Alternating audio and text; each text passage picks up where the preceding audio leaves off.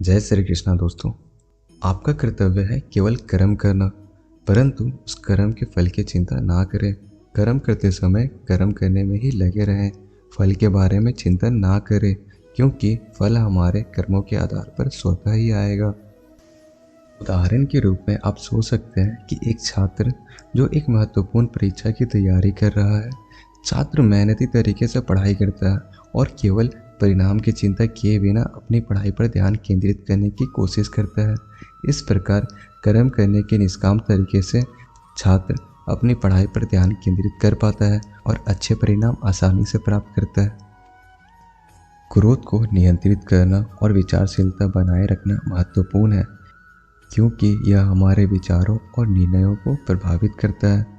उदाहरण के रूप में देखा जाए तो गृहस्थ जीवन जीने वाले व्यक्ति को यदि अपने परिवार और संबंधों के मामले में क्रोध आता है तो उसे अपने परिवार और व्यक्तिगत जीवन में समस्याओं का सामना करना पड़ता है, जिससे उसकी शांति पूरी तरीके से नष्ट हो जाती है।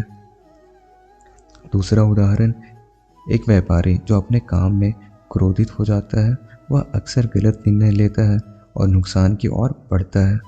उसकी स्मृति और बुद्धि का नाश होता है, जिससे वह कारोबार में हानि उठाता है। यदि कोई श्रेष्ठ गुणों के साथ काम करता है और ईमानदारी से अपने कर्मों का पालन करता है तो उसके चारों ओर के लोग भी उसका समर्थन करते हैं और उससे प्रेरणा लेते हैं। उदाहरण के तौर पर अगर कोई व्यक्ति बड़े ईमानदारी से कोई काम करता है और अच्छे तरीके से अपने कर्तव्यों का पालन करता है तो वो दूसरों के लिए मार्गदर्शक बन जाता है। लोग उसके आचरण को देखकर उसके तरीके को अनुसरण करने की कोशिश करते हैं, क्योंकि वो उनके लिए एक प्रामाणिक उदाहरण होते हैं। इन बातों का संदेश यह है कि हमें अच्छे काम करने का प्रयास करना चाहिए, क्योंकि हमारे आचरण का दूसरों पर भी प्रभाव पड़ता है और हम उनके लिए एक मार्गदर्शक बन सकते हैं। भगवान श्री कृष्ण बता रहे हैं कि जब जब धर्म की कमी और अधर्म की वृद्धि होती है तब तब वह खुद को प्रकट करके धर्म की स्थापना करने के लिए जन्म लेते हैं। भगवान श्री कृष्ण कह रहे हैं कि अर्जुन को युद्ध में उत्तरण करना ही चाहिए, चाहे वह विजय प्राप्त करे या हारे। उनका मतलब है कि अर्जुन को अपने कर्तव्य का पालन करने के लिए संकल्प बनाना चाहिए, चाहे उनको फल की प्राप्ति हो या ना हो। यह उसकी कर्म योगी भावना को दर्शाता है, जिसमें कार्य करने का महत्व उसके फल से अधिक होता है। इसका अर्थ है कि हमें केवल प्राप्त फल के लिए काम नहीं करना चाहिए, बल्कि कर्म के पीछे से होने वाले आदर्शों और कर्मयोग का पालन करना चाहिए। भगवान श्री कृष्ण बता रहे हैं, जो व्यक्ति श्रद्धा और संयम से युक्त है वह ज्ञान प्राप्त करता है, और जब वह ज्ञान प्राप्त कर लेता है तो वह परम शांति को तुरंत प्राप्त करता है। यानी भगवान श्री कृष्ण हमें सिखाते हैं कि जब हम अपने काम को श्रद्धा और संयम से करते हैं तो हमें ज्ञान मिलता है, और जब हम ज्ञान प्राप्त कर लेते हैं तो हमारे मन को शांति का अनुभव होता है। उदाहरण के रूप में देखा जाए तो जब एक साधक जो अपने आध्यात्मिक प्रैक्टिस में प्रतिष्ठा और संयम रखता है वह आत्मज्ञान प्राप्त करता है और आध्यात्मिक शांति का अनुभव करता है। इसका मतलब है कि जब हम किसी काम को ईमानदारी से और अपने मन को नियंत्रित रखकर करते हैं तो हमें उस काम से सीखने और समझने का अवसर मिलता है। इस ज्ञान के प्राप्त होने से हम अपने जीवन में अधिक शांति और समृद्धि प्राप्त कर सकते हैं। भगवान श्री कृष्ण कहते हैं, जब हम अपने मन से पूरी भक्ति और प्यार के साथ किसी प्रकार की पूजा के लिए पत्र, पुष्प, फल या जल को देते हैं, वह काम भगवान के लिए एक प्रकार का यज्ञ का हिस्सा बन जाता है।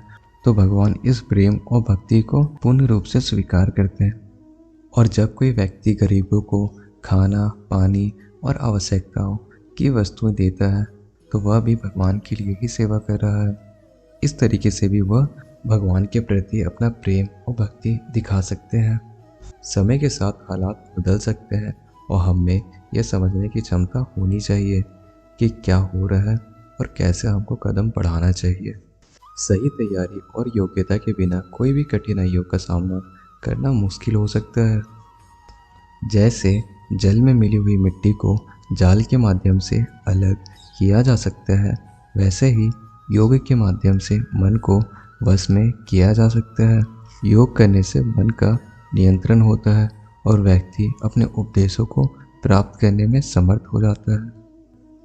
अगर कोई व्यक्ति पूरी ईमानदारी और संपूर्णता के साथ काम करता है और उसका उद्देश्य अपने परिवार या समाज की उन्नति होती है, तो वह अपने कर्मों को भगवान के लिए समर्पित कर रहा है। इसके परिणाम स्वरूप वह न केवल अपने आप को सफल पाता है, बल्कि उन्हें भगवान की कृपा भी मिलती है। ईश्वर ने हमारे भाग्य में जो लिखा है उसे हमसे कोई भी नहीं छीन सकता, लेकिन अगर हमें अपने ईश्वर पर सच्चा भरोसा है तो हमें वह भी मिल सकता है जो हमारे भाग्य में नहीं लिखा होता। इंसान का मुश्किल वक्त हमारे लिए एक दर्पण की तरह होता है जो हमारी क्षमताओं का दर्शन करवाता है।